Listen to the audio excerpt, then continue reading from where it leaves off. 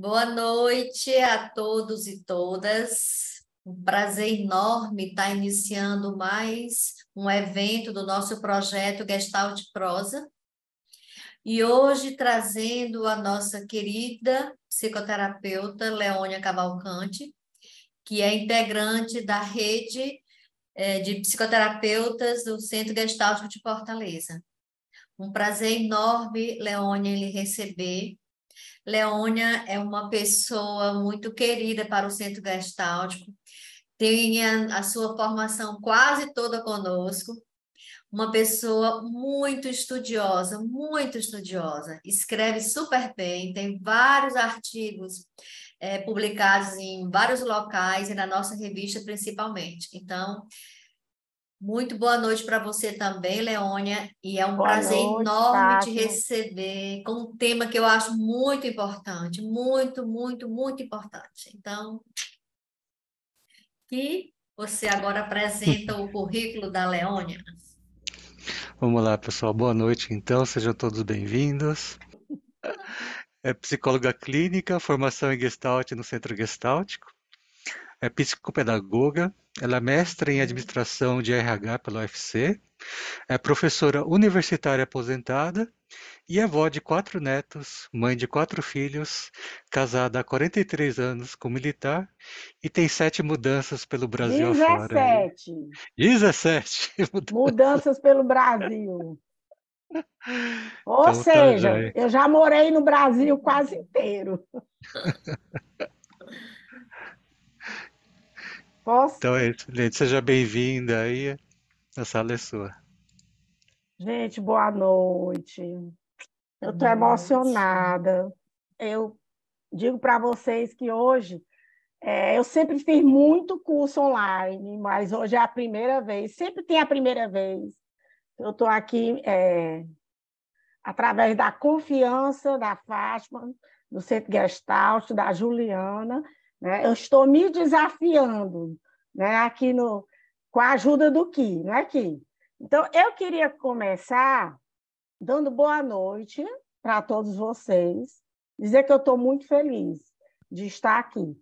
E eu vou tentar, preparei tudo com muito amor, espero que vocês gostem, tá certo? Eu vou começar com um ritual, já que nós estamos falando de luto antecipatório, eu vou copiar o ritual da nossa querida mestre suicidologista Karina Fukumitsu. Quando ela vai falar de luto, o que é que ela faz? Primeiro, ela reverencia as pessoas, né, que ela perdeu, né? E aí ela faz isso e eu acho muito legal. E então vou começar primeiro reverenciando a minha querida mãe, que ainda está aqui conosco, em vida, né? Mãe, tu é minha inspiração de resiliência e de fortaleza. Como não ser forte, mãe?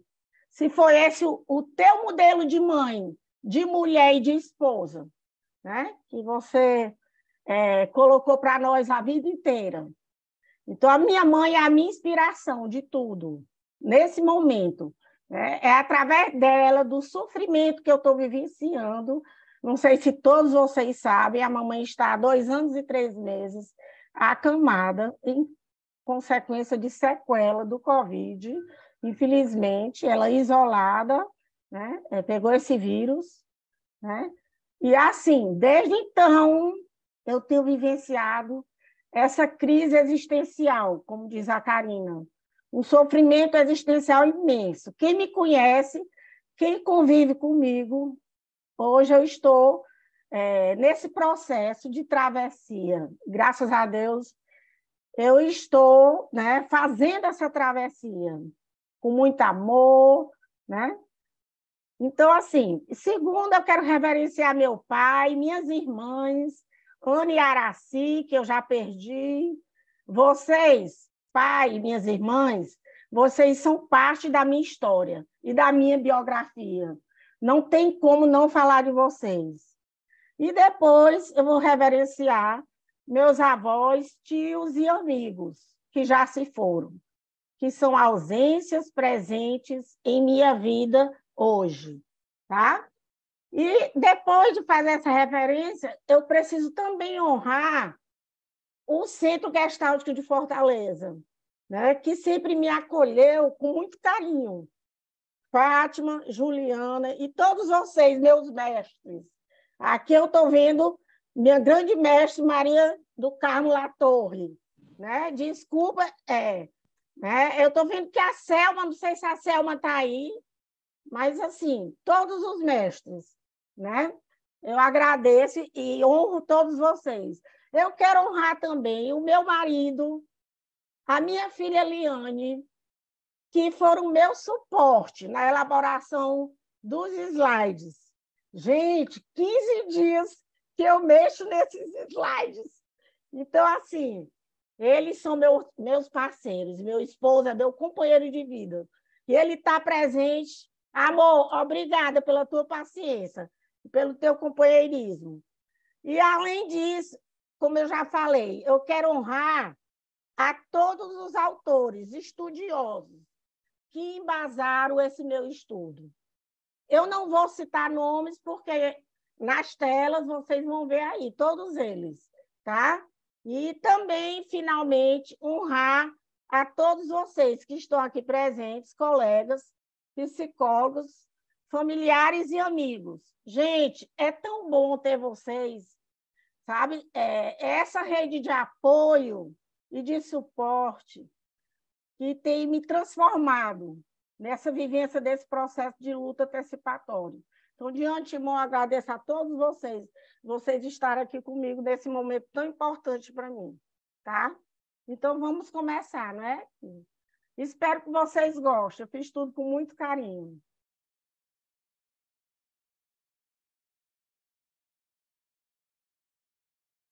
Bom,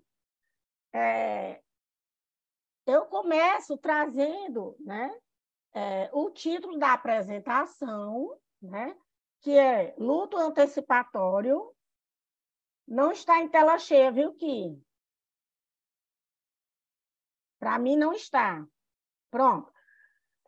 Então, assim, desde que eu estou vivenciando esse luto antecipatório, desde o adoecimento da minha mãe, gente, que eu venho estudando luto e luto antecipatório. E agora, ultimamente, cuidados paliativos. Né? Então, assim, a partir da minha necessidade, né, eu busco conhecimento. Né? Então, assim, estudar, aprender, escrever é algo que me transforma e que me dá um suporte interno muito grande para transformar essa minha dor. Então, assim, é através disso, né, que eu tenho transformado essa minha dor em conhecimento, como fala a Karina Fukumitsu, e transformando também, né, o não saber em conhecimento. Então, assim, eu vou apresentar para vocês, né, o processo do luto antecipatório numa perspectiva gestáltica, né? A busca de cuidados à luz da gestalterapia como suporte ao enfrentamento da morte iminente do ente querido. Então, esse trabalho, esse título, ele é baseado, pode passar aqui, ele é baseado, né, fundamentado num artigo que eu escrevi, tá? Que vai ser o próximo slide, né? Sobre luto antecipatório. Eu escrevi para a revista Fluir. Mas antes, né? Eu quero novamente, né, compartilhar com vocês que eu vivo esse luto antecipatório, então, em decorrência do adoecimento da minha mãe. E que eu exercito diariamente a travessia desse luto, com muito amor e autocompaixão por mim, bem como eu busco sabedoria, conhecimento, para compreender e lidar melhor com essa crise existencial hoje. Então, assim, tem sido sempre um grande desafio para mim, né? A cada dia, né? Cada dia, né? Para mim, né? Porque cada dia, sim, é permeado de sofrimento, né? Mas também de muito aprendizado e de muita transformação. Pode passar. Bom, aí está, né, o artigo que eu escrevi, né, para a revista Fluir do Centro Gestáltico, né, de Fortaleza, onde foi a minha primeira tentativa, né? Eu já acho que já faz um certo tempo, né, Fátima, que esse artigo foi publicado, foi no volume 2, onde eu, no auge do sofrimento, eu disse, eu tenho que fazer alguma coisa, eu tenho que transformar essa dor. Então, eu comecei a estudar luto e eu escrevi esse artigo, logicamente, hoje com o apoio da minha filha Liane, que trabalha com pesquisa, né? E ela faz toda a revisão dos meus textos e constrói comigo, né? Esses artigos. Obrigada, filha. Te amo. Pode passar. Bom, então, né? O que acontece? Entre a vida e a morte, né? Há os nossos vínculos afetivos, as nossas perdas e os nossos lutos. Assim é a vida, né, gente? A vida é perfeitamente perfeita, como diz Karina, né? Fukumitsu. E nem sempre ela é do jeito que a gente quer, né? Mas faz parte da vida, né? Então, hoje eu compartilho com vocês a minha história de travessia pessoal dessa dor, né? Em busca de transformação, de construção de novos significados. Então, eu estou vivendo com vocês aqui e apresentando uma experiência de amor, tá? E desde o adoecimento da minha mãe, né, isso tem provocado em mim um mergulho interior, né? Um esforço, uma luta para aceitar o que eu não posso mudar. Então, eu tenho, sim, né, me desafiado para ir além da dor. Essa é o meu propósito diário, tá? Bom, então viver é isso, é experienciar amor, perda, né? Morte, luto. Então, assim, sei que o amor que eu sinto pela minha mãe é a mais profunda fonte de amor.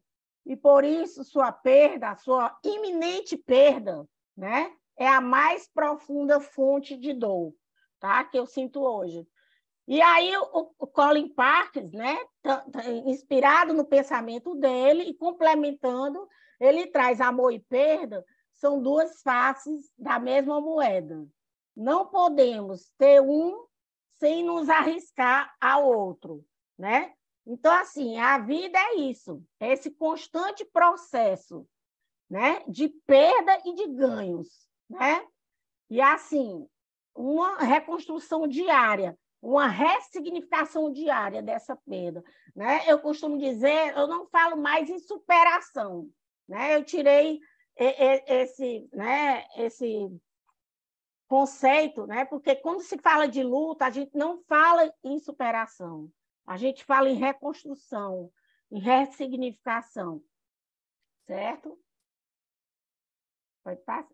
Bom, eu vou rapidinho falar um pouco dos conceitos de perda e luto, vou trazer, né, o luto numa perspectiva gestáltica, e aí eu vou caracterizar o conceito de luto antecipatório e vou trazer a minha vivência, os meus sentimentos diante da morte iminente da minha mãe, que é uma realidade, né? E também falar um pouco dos recursos pessoais de enfrentamento do sofrimento e as dificuldades que eu tenho vivido nesse processo. E, rapidamente, eu vou trazer um pouco de cuidados paliativos, muito rapidamente, tá? Bom, e aí eu começo trazendo esse poema maravilhoso que eu tirei do livro Do Luto à Luta, né? Da Gláucia Tavares. Aliás, um livro maravilhoso, né? Então, perda é o vazio que fica no lugar do chegar. É ferida que cura sem cicatrizar. É cessar de ter. É não ter mais que esperar. É aceitar que perder não é deixar de vencer. É acreditar que sofrer é forma de crescer. E que perda é para se acostumar. É para aceitar, né? Certo? Do Reuben Henriques, mas foi tirado do livro da Gláucia Tavares. Bora.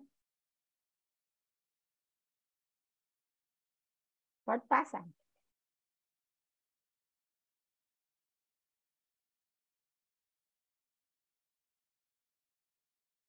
Bom, então, assim, né?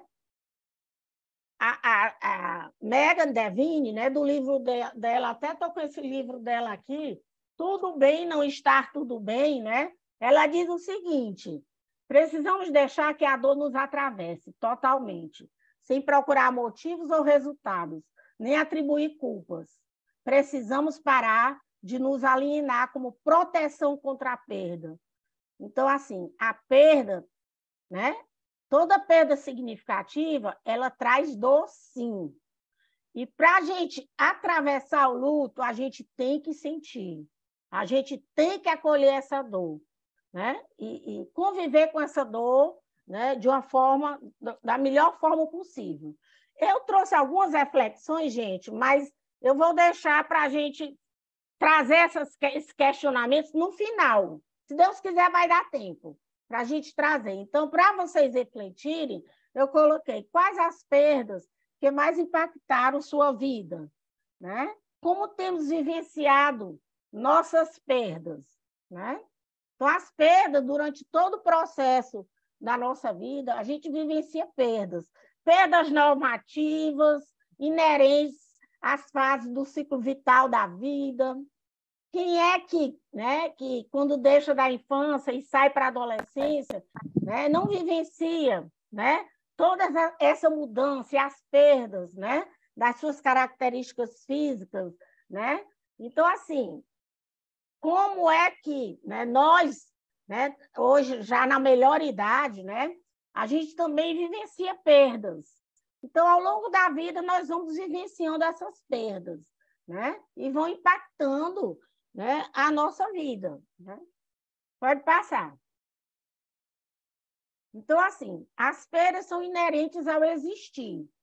E elas não se dão só por morte. Aqui eu trouxe o quadro da Maria Helena Franco. Gente, no final eu coloquei algumas lives que eu assisti dela e alguns livros, né? Então, assim, na vida, nós vamos vivenciando mudanças, afastamentos, separações, expectativas frustradas, né? Das mais diversas, né? Rompimentos de vínculos e também mortes, né? Nas diferentes esferas da nossa vida, no contexto familiar, no âmbito das nossas relações de amizade, nós podemos perder pets, né? Perder amores, né? Então, assim, faz parte da vida essas perdas, tá, gente? Pode passar aqui.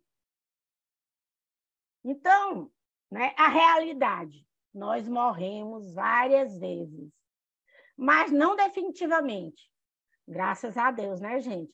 E continuamos a viver com os significados e aprendizados adquiridos, né? Através do enfrentamento das perdas, né? Bom, e aí eu trago mais uma reflexão, para a gente vai deixar para o final, né? Se alguém te desse uma caixa com tudo que você perdeu na vida, qual seria a primeira coisa que você procuraria? Gente, que pergunta difícil, né? Essa, né? Então, assim, para vocês pensarem, para a gente, se Deus quiser conversar, a gente vai ter um tempinho, vai dar tempo. Vamos pensar positivo. Vamos lá. Bom, então, a Gláucia Tavares, no livro Do Luto à Luta, ela diz: nós precisamos aprender a perder sem se perder. Aí ela diz: quando ganhamos, necessariamente perdemos. Não é mesmo, gente? Quando a gente ganha, a gente sempre perde, né? O outro lado da moeda. É impossível não perder na vida. É impossível mesmo. Pode passar.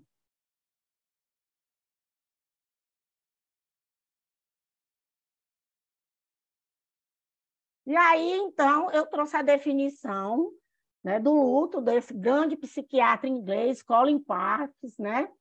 E ele traz a definição de luto. O luto é a reação natural a uma perda significativa ou um rompimento de um vínculo importante, um vínculo afetivo importante, sendo uma transição psicossocial. Olha aí, gente.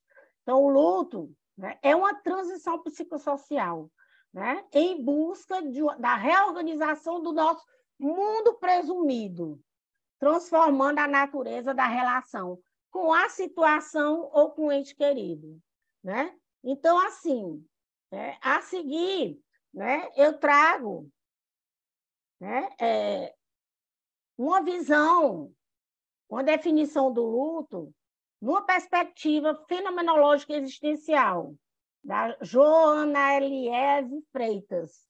Tá? Ela diz assim, viver o luto é ter como desafio se ver habitando às voltas com a desorganização de um mundo outrora partilhado. Então, assim, exatamente, desorganiza todo o nosso mundo presumido, a nossa forma de estar e ser no mundo, né? Que nos traz segurança e estabilidade de viver. Então, esse mundo presumido, ele se caracteriza pelas pessoas, os relacionamentos, as crenças e a nossa forma de viver. Então, quando a gente perde um ente querido, o que é que acontece? Né? Esse mundo presumido é ameaçado. E a gente, então, tem que buscar, né, através da travessia do luto, a reorganização desse mundo presumido. Né? Tá certo, gente? Porque a gente precisa aprender a viver com a ausência dessa pessoa que se foi. Né? Então, a gente precisa reformular o nosso mundo presumido. Pode passar. E aí, Consolação, isso mesmo, né, Consolação? Bom, e aí, então, olha só que frase maravilhosa. Gente, eu sou fã da Fukumitsu, tá? Assim como eu sou fã da Maria do Carmo, da Fátima, mas, assim, eu leio muito ela, né? Então, ela diz o seguinte, olha como é profundo, um objeto não se luta, somente pertence ao ser humano sentir o luto. Então, gente, faz parte, né? A gente tem, sim, que sentir, né? Se permitir sentir. Porque perder quem a gente ama é uma dor muito profunda, né? Então, assim, aí eu trago novamente duas reflexões. Quais perdas fizeram você viver o processo de luto em sua vida, né? Como tem vivenciado os vários processos de luto ao longo de sua vida? A perguntinha gestáltica, né? Como, né? A gente tem vivenciado esses lutos, né? Pode passar. Bom, o Tatossian, né, que é um psiquiatra, e ele estuda muito esse aspecto da psicopatologia, ele diz assim, o luto é uma condição vivida por alguém e que é experimentado dentro de uma história. Por isso que o luto é tão singular. Ele é um fenômeno universal, mas ele é um fenômeno extremamente singular e pessoal, dinâmico e flutuante. Ele é processual. A gestalterapia, ela estuda o luto dentro dessa perspectiva processual.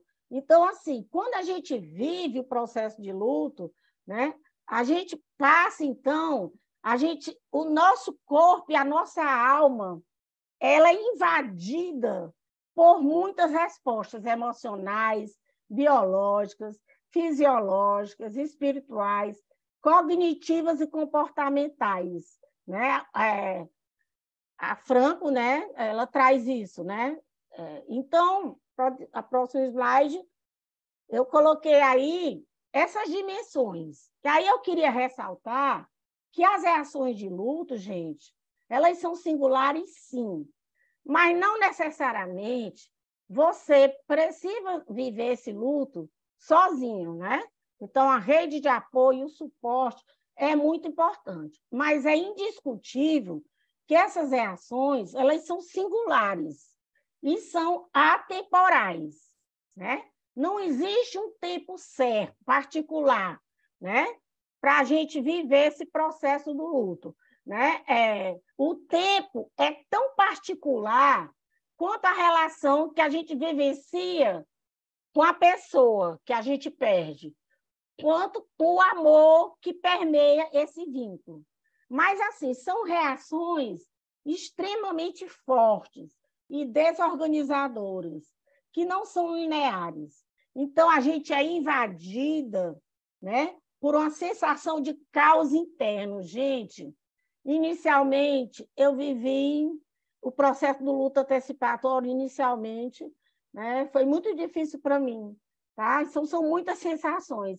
A Cicely Saunders, né, que vem trazer os cuidados paliativos, né, no sentido de dar suporte à vivência do luto antecipatório, não só da pessoa que adoece, mas da família, ela diz que é uma dor total. A dor do luto é uma dor total. Gente, eu achei lindo essa definição dela, né? É uma dor total. E é isso aí que a gente vivencia. Pode passar. Então, assim, o luto é um processo ativo de ajustamento pessoal a uma perda importante. Então, na visão Gestalt, que a gente vai ver que o cuidado que a Gestalt oferece ao enlutado é exatamente não só o acolhimento, mas no sentido de fazer com que o enlutado viva esse processo de forma participativa e ativa. Ele consiga entrar em contato com esses sentimentos tão difíceis, mas é só você vivenciando essa dor é que você vai conseguir atravessar o luto. E aí eu achei lindo a Caselato, a Gabriela Caselato, ela diz assim, cada um é dono do seu luto.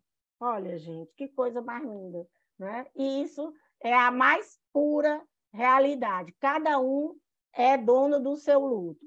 E aí, assim, importante, o Gilberto Safra, né, ele diz assim, para o luto não há solução, só passagem, né?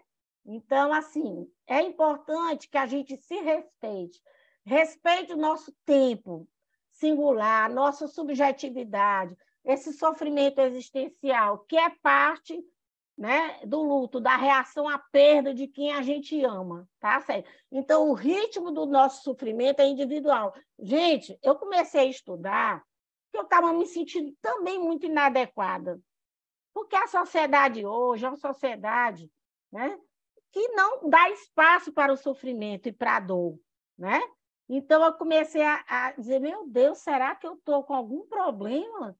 Gente, eu estou sofrendo demais.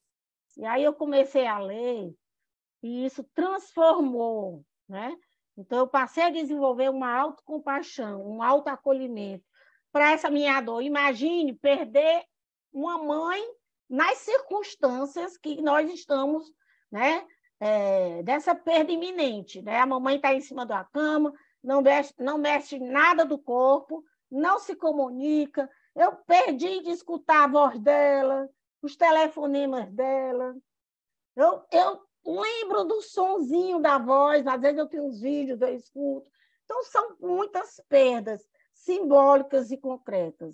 Então, a minha dor, gente, é extremamente, né, inerente ao que eu estou vivendo. Pode passar. Então, assim, olha que lindo essa metáfora. A Gláucia Tavares, ela traz assim, né? Oi, Lucinha, é verdade, né, Lucinha? Isso mesmo. Ela diz o seguinte, a experiência do luto pode se configurar como uma entrada em um túnel. Quanto mais se entra, mais próxima se torna a saída. Então, gente, a gente tem que viver essa dor, acolher esse sofrimento.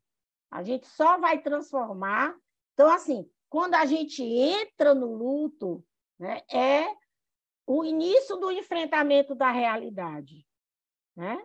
E a vida é isso, a gente tem que suportar essas transições e essas impermanências da vida, E a gente tem que aceitar os limites do real da nossa existência.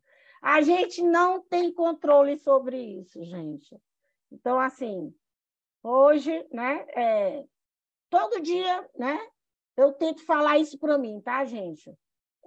E isso transforma a gente quando a gente acolhe essa realidade. Embora sofrida, pode passar.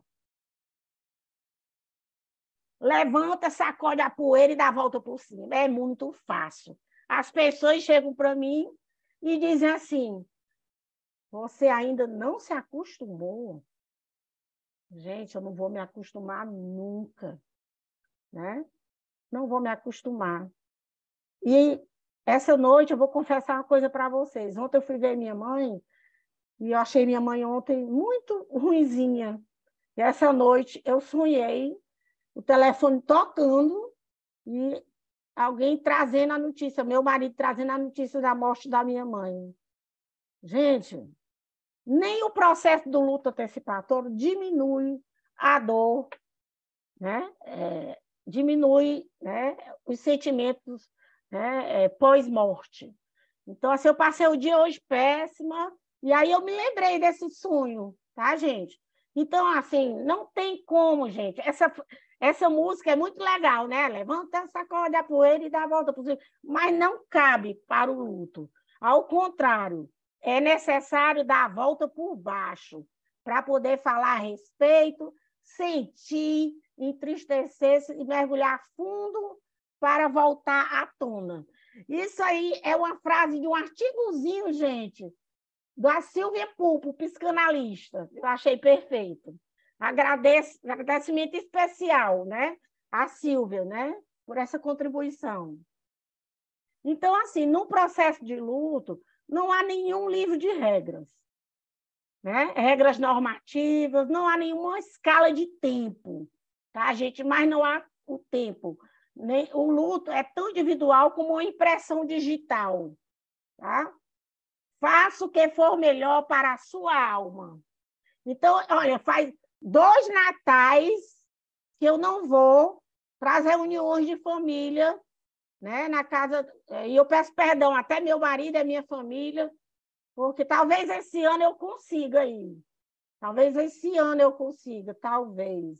Né? Então, gente, respeite a dor do enlutado. E graças a Deus, a minha família respeita, meu marido compreende, mas é 2 natais que eu não consigo, eu só não consegui ir, tá, gente? Então, faz parte, não tem tempo, é uma travessia realmente, pode passar.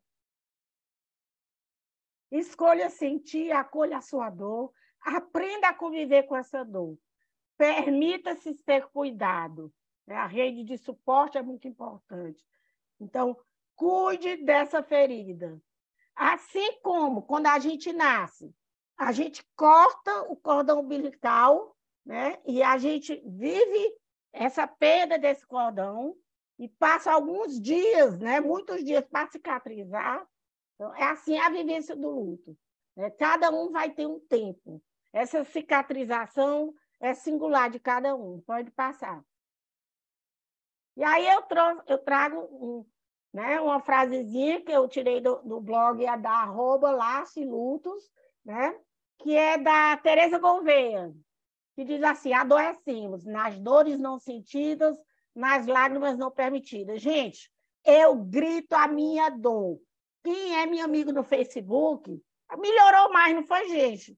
Eu tô um pouco, porque é todo um processo, mas eu grito a minha dor, né? Então, eu respeito. Quem não quiser ouvir essa dor, né, eu compreendo, mas isso me faz muito bem. Assim sou eu, né? Eu faço isso, né? Isso é muito terapêutico para mim, tá? Pode passar.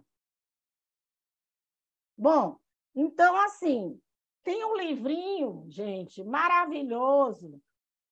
É um livro super novo, tá? E eu tirei assim, esse título desse livro, tá, gente? Maravilhoso. Luto, Travessia Possível, da Daniela Pulpo Bianchi e da Patrícia Kempis, tá? Então, elas trazem o seguinte, no artigo escrito pela Patrícia Campos e a Maria Helena Franco. O luto é um processo que não tem fim. Ainda que a sua travessia é travessia habitada por lembranças, dores, significados e sentidos. Então, quando a gente está de luto, né? Aí, eu, por exemplo, meu pai, mais de 20 anos que eu perdi meu pai. Gente, não tem uma vez que eu tome um suco de cajá. Olha as funções de contato da Gestalt, né? Que eu não me lembro do meu pai, né? Então, assim, as datas significativas trazem lembranças. Então, o luto, ele não tem fim. Então, é uma travessia árdua, exigente, mas possível. E aí, né? Eu já falei bastante, né? Então, como a gente diz que o luto, né, não tem tempo, né? Não tem hora para terminar, é um processo contínuo, né? Então, não tem como falar, né, de duração e de tempo para o luto. Intensidade, sim, né? A intensidade do nosso sofrimento. E dependendo dessa intensidade, não é como traz lá o livrinho, né, do DSM, não, que a partir de 1 ano, se você continuar sentindo isso, você está num luto, né, que eles chamam, que a gente não chama mais um luto patológico. A gente fala hoje em luto complicado. Então, assim, não existe isso, né? Porque cada um sente a sua dor da sua forma no tempo, né? Então, assim, mas existem algumas variáveis que influenciam a travessia desse luto. E aí, né, vem a teoria do apego do Bowlby, né?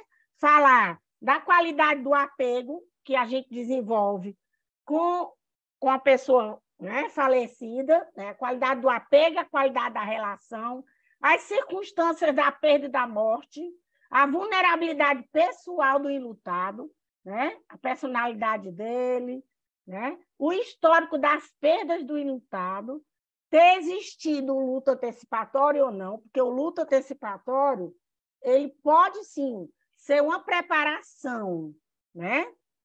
E pode, sim, tem estudos já que mostram, né, que torna-se um processo preventivo, né, para o luto pós-morte, o luto complicado pós-morte.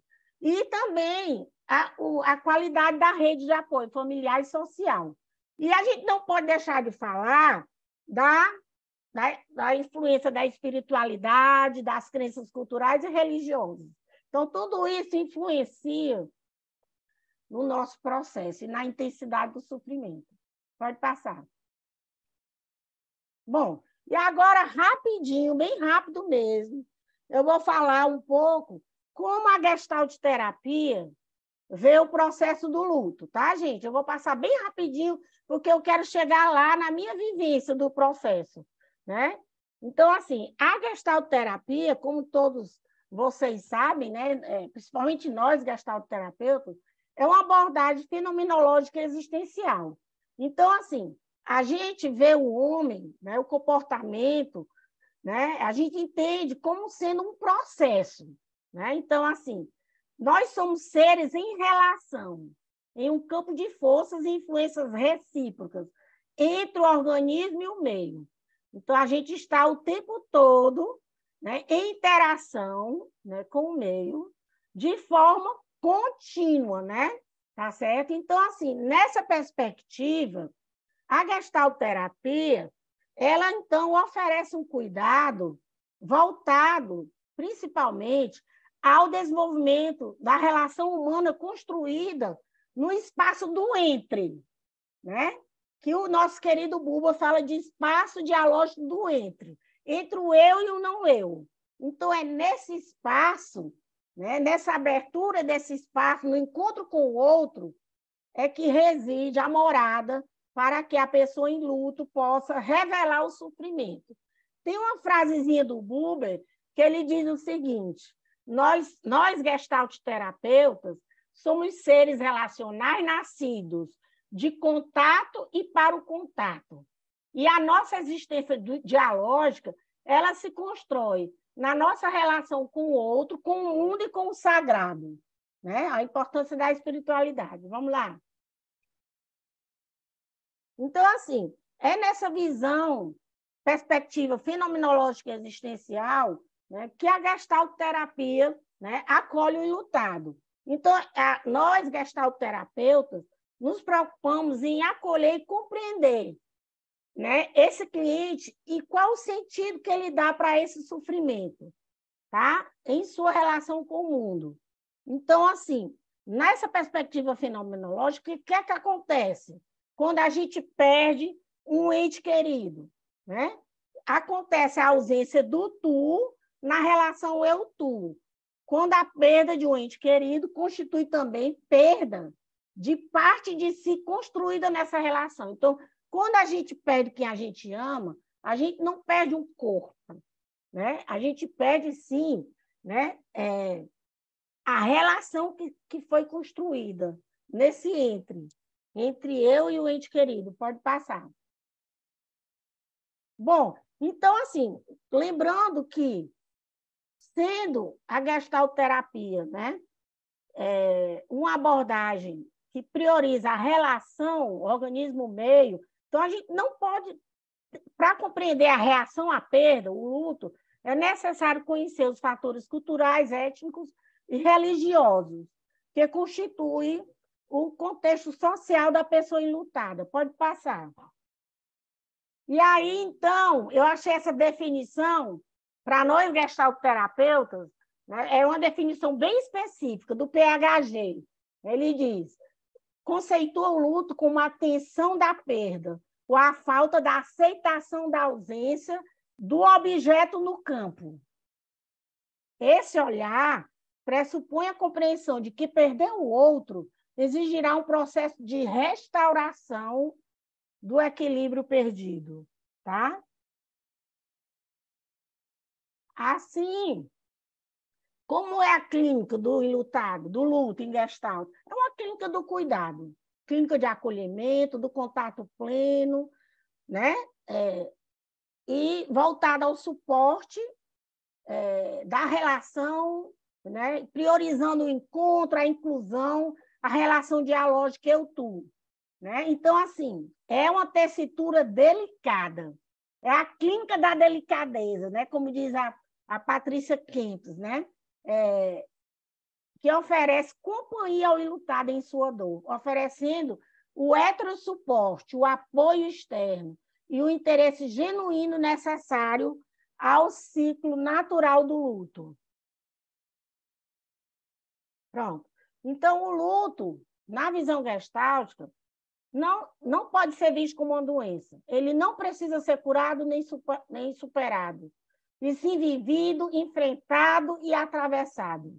Então, nós, gestalterapeutas, né, nós temos que oferecer companhia. Né? Então, o enlutado, ele quer encontrar uma companhia na desesperança. E isso já é uma esperança. Olha quem diz isso, a nossa querida Beatriz Cardella. Né? Vamos lá. Então, assim, Cardella complementa. Ela diz: o sofrimento, quando em companhia, torna-se passagem para a dor. E aí, inclusive, assisti uma live da Fátima Martutelli, que eu gosto muito dela, né, com a Karina, e ela diz o seguinte: assim o terapeuta, ela traz a fala da Cardella. Assim o terapeuta, sendo hospedeiro e não morada, permite acompanhar essa travessia, para que o enlutado se constitua e restaure o devir, a esperança. Pode passar. Então, assim, como então, o que é que a clínica gestáltica, nós gestalterapeutas, a gente se preocupa em promover o desenvolvimento do contínuo de awareness, dos sentimentos vividos, né? E quando a gente entra em contato com esses sentimentos, o enlutado, então, vai encontrar uma sabedoria através da autorregulação e do ajustamento criativo a essa nova realidade. Então, assim, para a gestalterapia, essa ruptura que acontece do vínculo afetivo exige o quê? Um heterossuporte. E é esse heterossuporte que vai oferecer recursos suportivos internos para a travessia do luto, possibilitando o enlutado ajustar-se criativamente à perda. Bom, e aqui eu só trouxe para ilustrar, para dizer que a gestalterapia ela tem bebido muito, né, do estudo da teoria do apego do Bowlby, tá? Então, assim, quem é a teoria do apego, né? O Parkes ele vem trazer esse paralelo entre a teoria do apego do Bowlby e o luto, tá? Então, os estudos do Bowlby analisam os diferentes tipos de apego e de relações que nós desenvolvemos durante a nossa infância, com os nossos cuidadores principais. E como é que esses vínculos eles foram formados em termos de segurança. Então, assim, Bowlby, né, traz isso, e a Gestalt, então, tem bebido dessa fonte para compreender melhor o processo do luto, né, e as reações às perdas, tá certo? Bom, então, assim, essa visão processual, né, de olhar o luto como um processo, né, é porque a gestalterapia ela é totalmente contra essa visão patologizante. E assim, né, a gente não vai compreender o sofrimento, né, a partir, né, das fases, dos estágios. Aliás, gente, a gente não pode deixar de trazer que a Kubler-Ross, né, ela trouxe uma contribuição muito importante daquelas fases, mas, né, aquelas fases, né, que a gente vive desde o torpor, a negação, né, aquelas 5 fases, a barganha, ela fez esse estudo principalmente com os pacientes, né, que vivenciavam o processo da morte, tá? Então, assim, para a gestalterapia, tá, gente? Sofrimento é uma oportunidade de crescimento, de autorregulação, de ajustamento, tá certo, gente? Pode passar. Estou correndo um pouquinho para dar tempo. Então, assim, eu fecho essa parte que eu estou trazendo sobre luto e gestalterapia com a citação, né, dessas autoras que diz o seguinte: a clínica de enlutado é uma clínica de cuidado, de compromisso, envolvimento afetivo e delicadeza. Visto que o encontro com a morte de pessoas significativas pode indicar o atravessamento de lugares habitados, de sofrimentos profundos e dores intensas, vividas, né? Então, assim, é uma clínica de muita delicadeza, né? Porque, de repente, surgem, né, outros gatilhos, né, em relação a outras perdas, né? Pode passar. Então, assim, olha, gente, eu não poderia deixar de trazer os modelos contemporâneos da compreensão do luto. O que é que eu vivo hoje? Uma constante oscilação entre a orientação para a perda, para a dor e para o sofrimento. Então, tem dias, gente, que eu estou péssima. Eu até peço desculpa aos meus colegas, né, da rede Gestalt, que quando eu não estou bem, eu coloco mesmo lá. Gente, isso assim, isso assim, isso assim. Aí depois, ai, meu Deus, será que eu não estou? As pessoas... Né? Mas tem dias que eu estou assim, para baixo. E tem dias que eu olho para o outro lado. Né? Eu vivencio. Por exemplo, hoje é o aniversário do meu netinho, Rafael. Gente, hoje foi um dia dedicado ao meu neto. Tá? Então, assim, são momentos de reorganização, de transformação do mundo. Né? E eu busco, nesses momentos, me readaptar a essa nova realidade, né? De viver sem a presença da minha mãe nas festas, nos encontros, aqui em casa. Então, assim, quanto mais saudável é o luto... Ai, gente, Eu não tô perturbada. Quanto mais saudável o luto, mais você consegue desenvolver essa oscilação entre a perda e a restauração. Então, quanto mais eu vivencio essa alternância entre essas polaridades, né, mais, né, eu vou, então... Esse é um movimento muito importante. A dor vai se acomodando. E o meu mundo presumido, ele está, então, a cada dia, né, se reconfigurando. Pode passar. Esse é o modelo processual, né, dual do luto, tá, gente? Pode passar. E aí, também, né, um modelo importante é o modelo de processo de vínculos contínuos.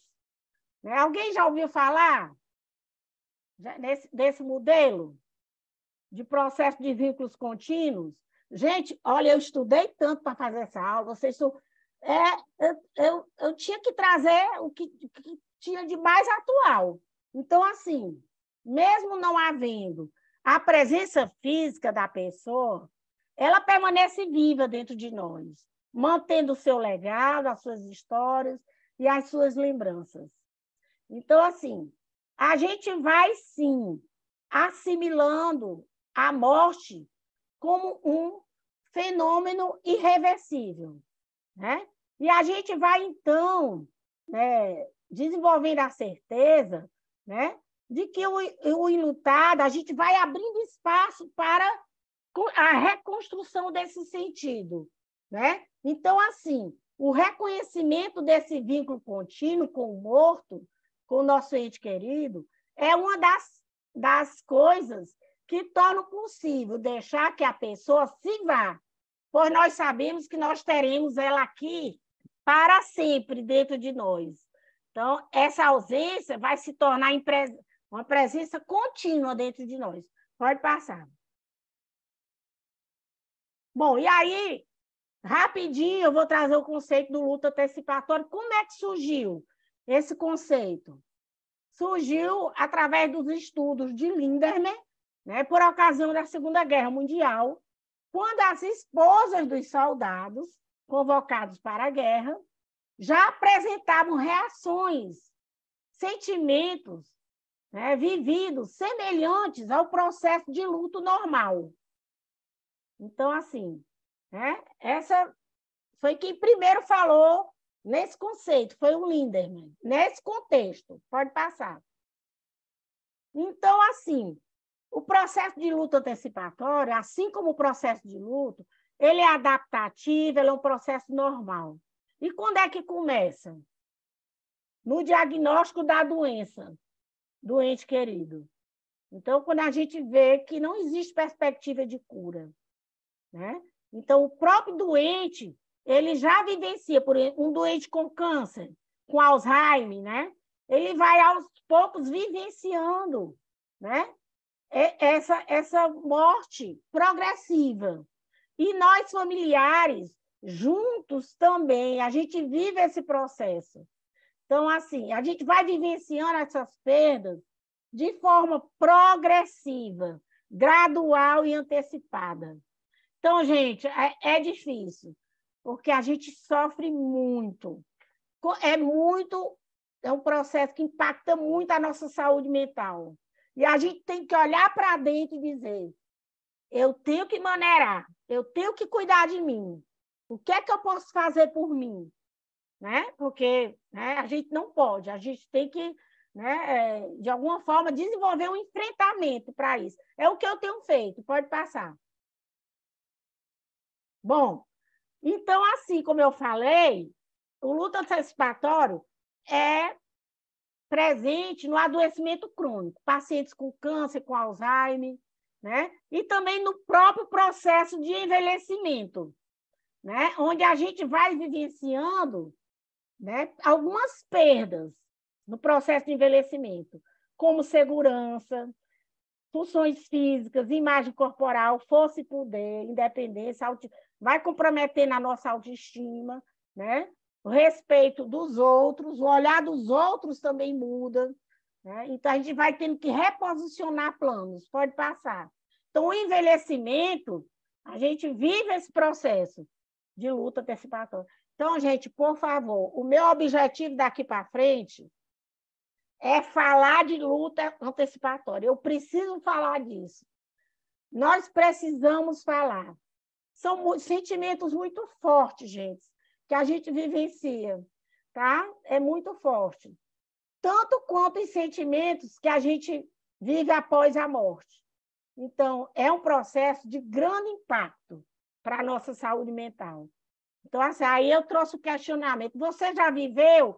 Com certeza, muitos de vocês já viveram esse processo, né, de luta antecipatória, né? Agora, e como é que foi essa vivência? Eu estou trazendo aqui a minha vivência, mas, gente, eu aproveitei para fazer uma pesquisa junto a algumas colegas psicólogas, através do WhatsApp privado. E, assim, são sentimentos muito, muito, muito similares, né? E, sem dúvida, de grande impacto para a nossa saúde mental.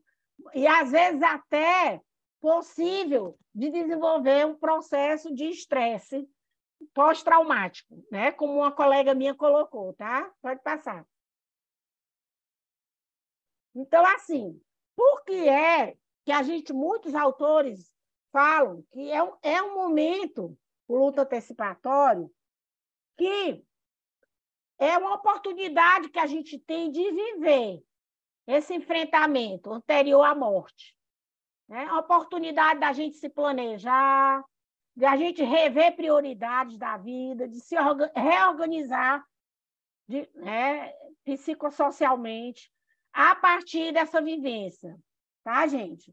Então, assim, quando a gente fala de luto antecipatório, hoje está muito linkado também os cuidados paliativos, tá? Então, eu quero dizer para vocês que, né, pode passar o próximo slide, né? Já existem alguns estudos que trazem que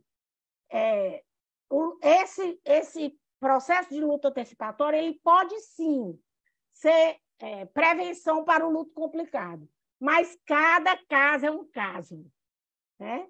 A intensidade do sofrimento, mais uma vez, depende de outros aspectos, como as crenças sobre a morte e o morrer, a espiritualidade e religiosidade, a qualidade do vínculo, a presença ou não de cuidados paliativos, a comunicação entre paciente, família e equipe que os assiste. Pode passar. E aí, eu concluo, então, essa parte conceitual falando o seguinte, né? Numa visão fenomenológica, desde já, diante da possibilidade da morte e da degeneração física e psíquica do doente, perdas simbólicas e concretas acontecem no coexistir e na experiência no mundo vida do doente e do enlutado, né? Quando rupturas de sentidos habituais levam à suspensão das possibilidades do ser com, né? Gente, é muito difícil. Eu já estou vivenciando essa ausência desse coexistir com a minha mãe, tá, gente? É muito complicado, né? Pode passar. E aí, eu quero trazer os meus sentimentos, né? Já está na parte final da apresentação. Então, o que é os sentimentos diante do adoecimento da minha mãe e da iminência da morte da minha mãezinha, né? Inicialmente, gente, desde o momento quando o meu irmão telefonou para mim, disse: a mamãe está sendo entubada. Olha, a mamãe com 94 anos, há 2 anos atrás. Ali já foi um momento, né, de desespero, né, da possibilidade da morte da minha mãe. Gente, não é porque a minha mãe tem 97 anos que eu vou sofrer menos a morte dela, não. Viu, gente? Não é. A minha mãe foi uma pessoa muito presente na minha vida. Então, assim, não é a idade, tá, gente? Então, assim, eu fiquei muito chocada quando a mamãe pegou um vírus, porque a mamãe estava isolada, Era algo que não passava na cabeça da gente, que a mamãe fosse pegar esse vírus. Então, assim, eu senti uma falta de controle muito grande. Eu tive crises de choro frequentes, muitas crises de choro. Inclusive, eu fiz muitas aulas aí, e que muitas vezes eu tinha que me retirar, né? Dificuldade de pegar no sono. Hoje eu ainda tenho isso. Quando eu vou ver a mamãe, como eu vi minha mãe ontem, eu demoro muito a pegar no sono. Mas eu durmo, mas eu demoro. Desesperança, sem vontade de interação social. Então, por isso que eu não tenho vontade, gente, de comemorar Natal ainda. Não tenho, gente. Né? Teve o Natal no centro gestáltico. Eu estava péssima naquele dia, fiquei morrendo de pena porque não fui. Mas a gente tem que respeitar esse momento. Então, falta de ânimo, pensamentos ruminativos. Né? E por quê? E por que que isso aconteceu? Por que que tinha que ser com a minha mãe? Gente, então, assim, daí, desses sentimentos iniciais, hoje, o que é que eu vivencio hoje? Ansiedade, angústia, culpa, às vezes, né? A gente acaba... Será que eu estou fazendo o melhor para minha mãe? Eu estou lá toda tarde com ela. O que é que eu poderia fazer mais? Então, falta de motivação, tristeza profunda, um cansaço físico e mental terrível, terrível, terrível. E, com certeza, eu tenho adoecido muito em decorrência disso. Né? A Fátima sabe disso, que ela me acompanha. Baixa imunidade, falta de apetite tem diminuído. Quanto mais a gente percebe a iminência da morte, né? Solidão na dor. Dói. Eu só não sinto tanta solidão na dor porque eu tenho meu marido e minhas filhas. Tá, gente? Meus filhos, que estão sempre juntinho de mim, meu marido, e muitos amigos também, viu, gente? Muitos amigos, muitas palavras de conforto. Então, é um estresse contínuo diário. E, assim, sentimento de impotência, muito diante da cronicidade e da evolução da doença da minha mãe. Tristeza profunda quando eu vejo a minha mãe totalmente dependente do cuidado do outro, da enfermagem e dos equipamentos para viver, né? É muita impotência. Eu não posso fazer nada, gente. O que eu posso fazer é levar a vida para minha mãe, através do meu amor, que é grande, que eu sinto por ela. Pode passar. E aí, o que é que eu tenho feito, então? Né? Um esforço de adaptação imenso para me acostumar com essa ruptura desse vínculo anterior à morte. A mamãe não fala, a mamãe não se expressa, a mamãe não aperta mais a mãozinha, de primeiro ela apertava. Hoje ela não aperta, gente, mais a mãozinha, tá? Então, são perdas diárias que eu vivencio, progressivas, né? Antes da morte real. Então, são muitos sentimentos ambivalentes, né? E, assim, por não desejar testemunhar o sofrimento da minha mãe. E, às vezes, eu me culpo porque eu digo, gente, Senhor, Nossa Senhora, será, né? Como minimizar esse sofrimento da minha mãe? Eu não quero que ela morra, mas eu não quero que ela sofra. Olha a ambiguidade, tamanho do sofrimento. Então, assim, eu vivo essa sobrecarga física e emocional diante do processo de terminalidade prolongado e por viver diariamente em alerta pela ameaça da morte da minha mãezinha. Difícil, gente, muito difícil. Eu digo sempre para minhas filhas, é muito difícil assistir esse processo dessa morte em conta-gotas, diária, dessa morte em vida da minha mãe. Mas, assim, tem que aceitar. Eu escutei uma pessoa falar o seguinte: Deus não quer isso. Olha a minha busca pela espiritualidade. Deus não quis isso para tua mãe. mas ele está do teu lado, te dando força, para você enfrentar essa facticidade da vida. São coisas da vida, não são coisas de Deus, gente, são coisas da vida. Isso me ajudou tanto, gente. Vocês não tem noção da ajuda desse pensamento para mim. Pronto, pode passar. E aí, assim, haja saúde mental, haja equilíbrio emocional. É muitos sentimentos ambíguos, contraditórios, ambivalentes. Aí eu trago, eu sofro mesmo, eu demonstro mesmo, eu coloco intensidade mesmo, eu grito, eu exponho minhas vulnerabilidades mesmo, eu amo mesmo. É um amor que eu sinto pela minha mãe. E se um dia isso vai amenizar, eu não sei, estou toda arrepiada, gente. Eu não sei.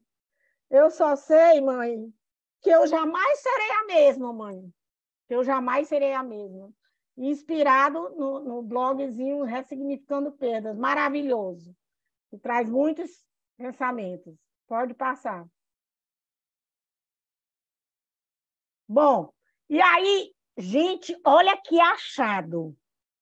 Que coisa mais linda, mais cheia de graça. No luto antecipatório, Guedes Franco, ele traz o seguinte, ela, né? Guedes Franco, que nós vivemos os 3 tempos. O tempo Cronos, o tempo do relógio. Cada dia é um dia. E amanhã como vai ser? Né?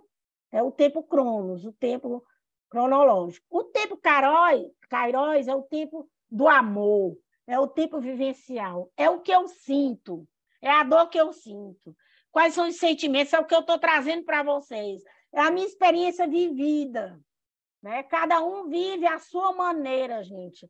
Esse tempo existencial. E o tempo do luto, que a Gestalt terapia trabalha, né? Junto ao enlutado, é o respeito a esse tempo existencial, não é o tempo cronológico. E aí vem o tempo de Deus. Até quando minha mãezinha vai ficar viva?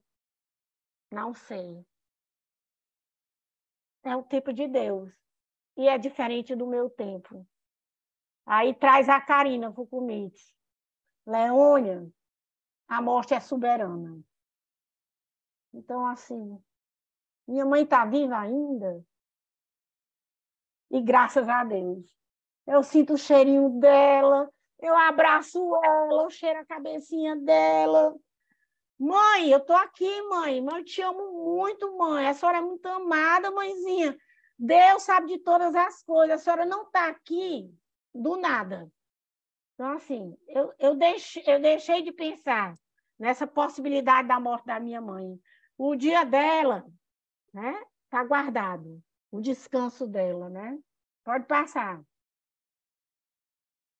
E aí, o que é que eu tenho feito, gente, para dar conta desse sofrimento? Gratidão, meus amigos. Gratidão, meus familiares. Gratidão. Né? No momento eu não estou fazendo, mas eu fiz um acompanhamento durante 3 ou 4 meses, especializado em luto, né? Que me deu um apoio grande. Né? Eu busco transformar o meu não saber em conhecimento, lendo muito sobre o assunto, livros. Gente, eu vou me especializar em luto. Eu quero compartilhar isso com vocês. A minha mãe me ensejou essa transformação. Foi preciso eu viver esse sofrimento, mas foi preciso eu me inspirar, né? E transformar esse sofrimento. Então, assim, eu vou sim. Inclusive, nós estamos montando, já está montado um grupo, né, Fátima? Cadê a Vaninha? Não está aqui, não, Vânia? Não sei se ela apareceu. A gente vai fazer um estudo, viu, gente? Do grupo de luto, né? Logo, logo. Então, assim, a minha atividade profissional, né? Eu transformo a minha dor em projetos pessoais, em artigos. Né? Nessa live aqui que eu disse, Fátima, eu queria muito, Fátima, levar a minha experiência. A Fátima, Leônia, ok.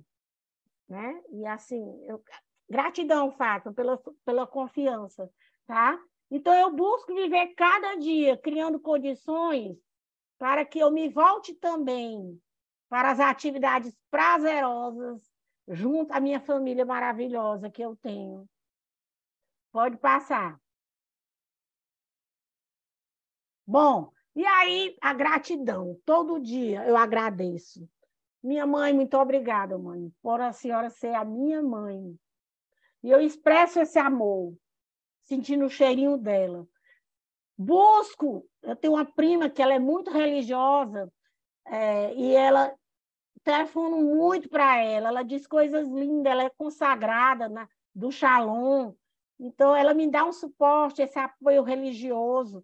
Eu sou uma pessoa espirituosa, isso me faz bem, isso facilita essa aceitação, essa travessia, tá, gente? Eu uso da escrita terapêutica, uso e abuso, desculpa, gente, por eu ser tão transparente, expressar meus sentimentos, mas me faz bem, tá? E eu tenho me acolhido com muita compaixão e generosidade. A atividade física faz muito bem, né? Muito bem. E outras atividades, né? Principalmente, logo no começo, eu pintei muita mandala, Fátima, muita, né? E de vez em quando eu ainda pinto algumas. Eu gosto de música, de filmes, tá? Pode passar. E aí, eu vou compartilhar com vocês, né, o que é que tem dificultado, né? Hoje, eu tenho são 4 irmãos, tá, gente? E assim, eu já perdi 2 irmãs. E a gente sofre muito. A mamãe é muito amada por todos nós, né? Mas eu tenho um irmão que ele é militar e ele é o cuidador oficial da minha mãe, junto à Unimed. Eu vou explicar para vocês, tá? Ele é o cuidador responsável. Então, por isso, gente, às vezes que eu me dirigi à Unimed, ao home care, em busca de acolhimento, esse acolhimento me foi negado. Por quê? Porque lá no prontuário da mamãe tem dito responsável, né? O meu irmão, que é um filho maravilhoso. Gente, meu irmão é um guerreiro. Todo dia ele está de manhã com a minha mãe, ele cuida de tudo, ele toma conta da vida da mamãe e tudo. Mas nós pensamos diferentes. A preocupação dele é principalmente em manter a mamãe viva. Então, a preocupação dele é principalmente com os cuidados físicos, né? Enquanto eu sou psicóloga, né, gente? E eu sei, né, da importância do afeto, né? E do amor, né?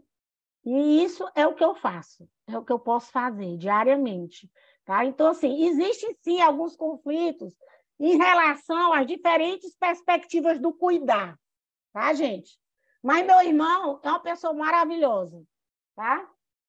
Atenção e informações sobre o paciente fornecidas somente ao cuidador oficializado. Eu não tenho contato com a equipe da Unimed. Busquei, não pode, porque é só o responsável. Absurdo, né, gente? Absurdo. A ausência e negação de comunicação da equipe de profissionais do home care com os familiares, com os outros familiares. Né? Falo com a assistente social, e cadê a equipe de cuidados paliativos? Né? A mamãe tem outros filhos, né? Mas tudo bem. É assim que está sendo e a gente vai sabendo lidar, né? Cuidados oferecidos ao ente querido voltados principalmente ao aspecto curativo, com foco na doença física. Mas, gente, eu faço a diferença na vida da minha mãe. Eu, a minha irmã Estael, o meu irmão Leão, o próprio... Então, assim, eu estou lá todo dia à tarde, né? Passando amor para minha mãe. Então, assim, eu sinto essa falta desse suporte da equipe de cuidado. que deveria ser uma equipe mais participativa, né?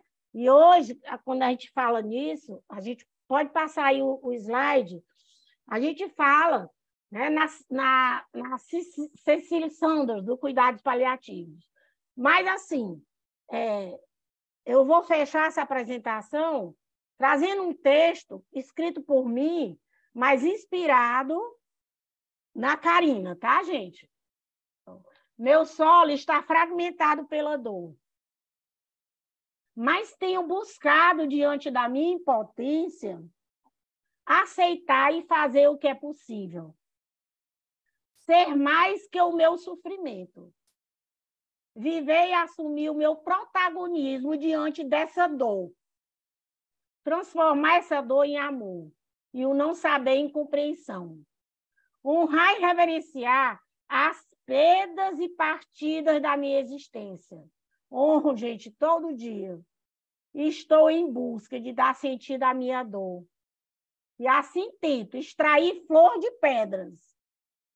Continuar caminhando apesar da dor. Lidando com os limites da existência que me desvitalizam todo dia. Gente, quem falou que a minha mãe ia ser para sempre? Mãe não deveria morrer, não é, gente? Não deveria, mas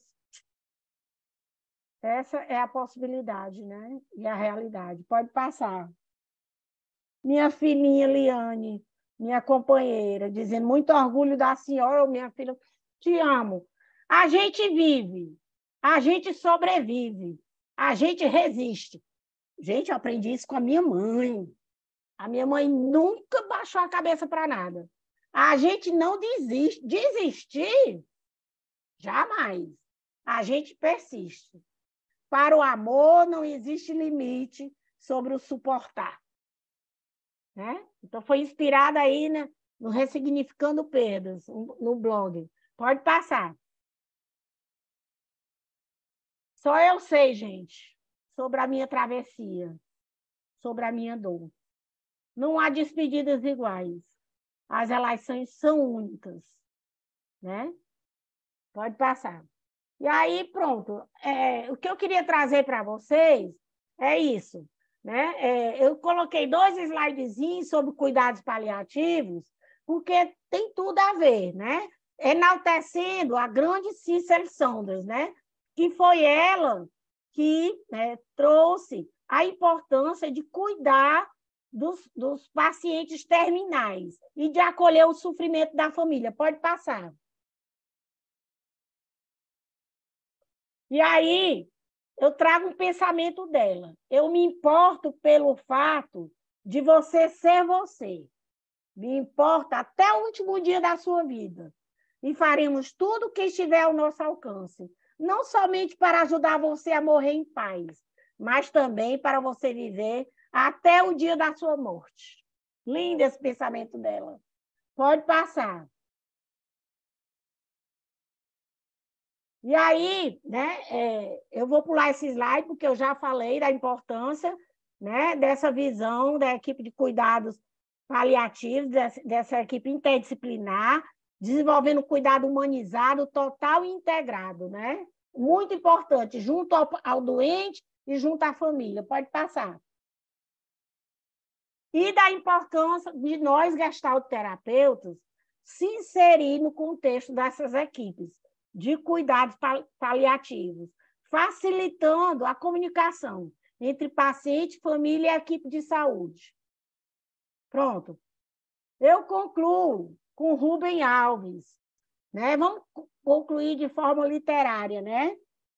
A morte e a vida não são contrárias, elas são irmãs. A reverência pela vida exige que sejamos sábios para permitir que a morte chegue quando a vida deseja ir.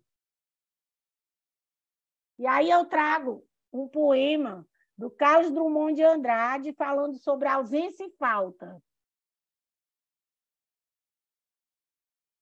Ausência, Carlos Drummond de Andrade. Alguém quer ler para mim, gente?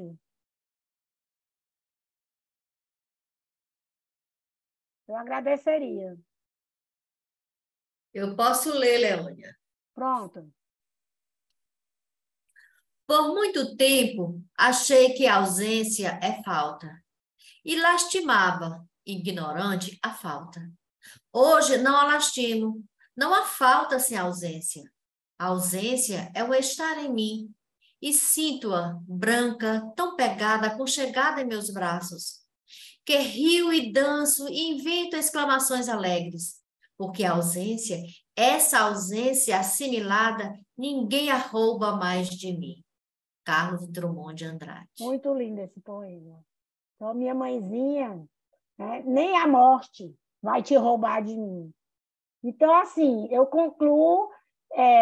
Eu pedi o Ki para colocar uma música, mas não sei se vai dar certo. E eu queria que alguém, se alguém quisesse falar alguma coisa, dar um feedback, ou dizer alguma coisa rapidinho, por causa do tempo, né, Fátima? Eu queria escutar um feedback. Não estou te escutando, Fátima. Leônia, eu quero lhe dizer que fiquei muito emocionada em muitos momentos da sua apresentação, né? Me tocou profundamente a sua fala. E na sua fala, todo o seu estudo, tudo isso que você colocou de transformar a tua dor em conhecimento. E fico muito feliz quando você diz que vai se especializar no luto, né? Em ajudar pessoas enlutadas. Então, parabéns, meus parabéns pela sua apresentação e muito, muito obrigada pela sua contribuição ao Centro Gestalt de Fortaleza.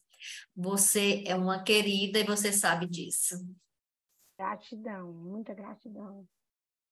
Leônia, querida, muito obrigada. Para mim, eu faço minhas as palavras da Fátima também, né?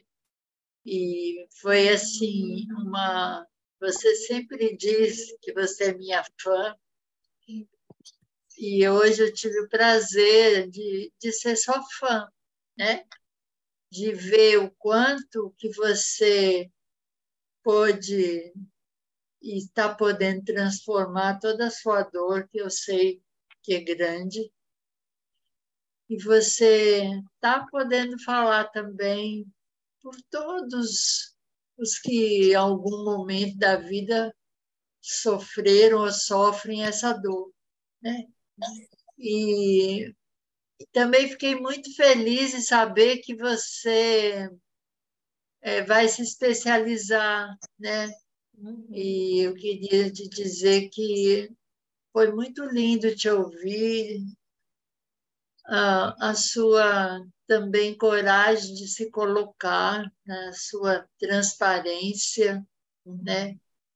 E interlaçando os conceitos que você tem estudado e da Gestalt e de outras abordagens que você tem integrado. Foi uma aula belíssima, de uma sensibilidade muito incrível. Muito obrigada, querida. Beijo. Obrigada, gente. Eu amo vocês. Alguém quer dizer mais alguma coisa? Acho que o Hamilton quer dar uma palavrinha. Eu quero agradecer, Chico, primeiro agradecer, né, a generosidade, a coragem, e é um privilégio, de certa modo, assim, é claro que você está falando realmente em primeira pessoa, né? Isso é uma coisa que é muito...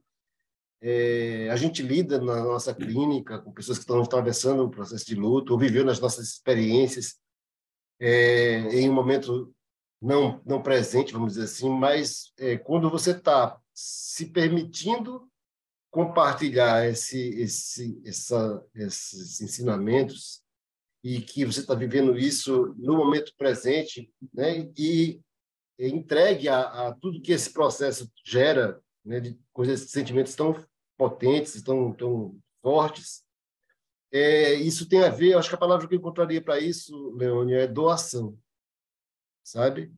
E é muito, eu acho que são das coisas que mais eu acho incríveis na humanidade, né? No humano. É quando a gente, de algum modo, elabora a nossa dor, transformando ela em algo que nutre os outros, né? que auxilia o outro a lidar com esse fato da vida que permeia a todos nós, né? Então, eu quero externar, achei maravilhoso, você escolheu autores muito interessantes, eu acho essa passagem pela fenomenologia existencial, da clínica fenomenológica existencial, também junto com a Gestalt e com as teorias clássicas. Então, eu acho que foi uma aula completa, muito bem trabalhada, e eu quero externar, você deu um show, tá? Para minha opinião, minha modesta opinião, você está muito habilitada para continuar trabalhando nessa perspectiva né? Parabéns, viu? Gratidão. Obrigada, gente. Não, eu só queria dar uma palavrinha também, né, Lênia? Agradecer mesmo toda sua abertura, né? De tantos sentimentos tão lindos da gente poder escutar, compartilhar. E dessa coragem mesmo, né? De, enquanto pesquisadora e objeto ao mesmo tempo, né? Acho que é genuinamente gestáltico isso, né? De você entrar em contato consigo mesmo e ainda ter essa não vou nem dizer frieza, né, mas acho que é o contrário, né? Esse calor de poder realmente estar acolhendo tantos sentimentos difíceis, né? E transformar isso em conhecimento, transformar isso em compartilhamento para tanta gente aí, né? Então, obrigado mesmo, né? E aí, Fatinho, acho que é Obrigada a bacana a você pelo gente. suporte tecnológico, né? Ah, imagina. E pela sua disponibilidade, viu? Não, e eu queria dar boas-vindas, que eu sou psicólogo de luto, né? Então, eu fico muito contente de ver que também você vai estar nessa aí. Legal. E aí também eu queria aproveitar para fazer o convite, né, para nossos eventos que estão acontecendo, né? A Gestalt Pros é um evento que tem esse cunho, né, do Centro Gestáltico de realmente contribuir com a formação, contribuir com o conhecimento de psicologia. Então a gente tem outros eventos acontecendo. O próximo evento que vai acontecer é sobre suicídio. Vai ser no dia 2 de setembro, é isso? É 1º de setembro, Isso. né? Com a Luana Mourão. Então é sobre suicídio. Em breve vai estar lá no site também para a gente poder fazer. E a gente está tendo também algumas ações solidárias que vão até o início do ano que vem ainda, né? Então fica o convite de acessar o site centrogestálticofortaleza.com.br e também o nosso Instagram, né? O @Centro Gestáltico, Gestáltico Fortaleza. Então, Fatinha, quer dar um recadinho final? Isso. Antes de desejar uma boa noite, eu quero agradecer a cada um e a cada um que veio, né, trazer a sua amorosa presença para esse momento. E um agradecimento especial a você, Leônia, e a você pelo apoio logístico, e a você, Leônia, por tanta generosidade, como bem lembrou o Ki. Então, muitíssimo obrigada, minha gente. E como o Ki falou, nos acompanhe. Temos muitas coisas legais acontecendo. Vai ter o nosso grupo de luto, eu e a Vânia. Sim, isso. É um grupo de estudo Exatamente. que Um grupo começa dia 13 de setembro. Isso, online. Uma vez Online. por mês. Obrigada, gente.